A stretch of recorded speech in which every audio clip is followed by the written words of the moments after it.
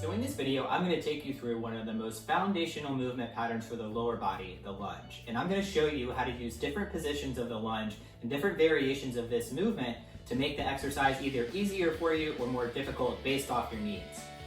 So we're going to start with the easiest variation of the movement and work up to the most difficult. So these are all things that you can do without any added resistance and using body weight only.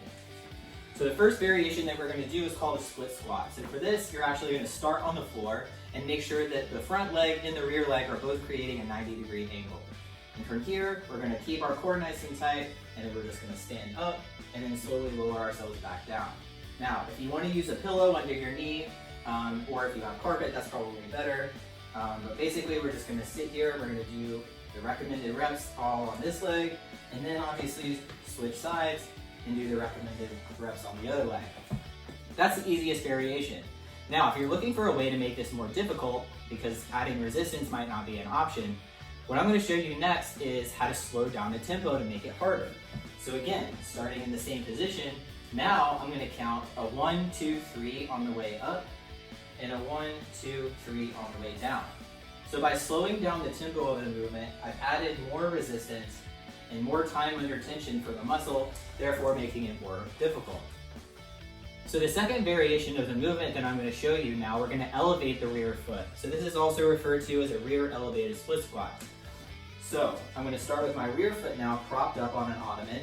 You can also use the chair or a couch, and we're going to do the same movement. Except now my rear foot is elevated on some type of piece of furniture, and that's going to make the exercise more difficult.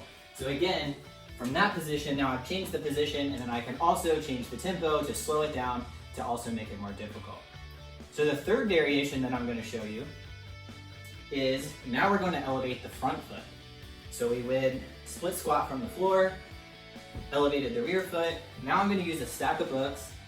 You don't need a lot of height here. Really, a few inches will do. So I'm just going to grab a few books and put them here. I'm going to elevate my front foot. Okay, be careful that they're not sliding all over the place. Okay, and then I'm going to go through the same movement. Okay, so this puts more pressure on the quads, therefore making the exercise a little bit more difficult than the split squat that we started out with.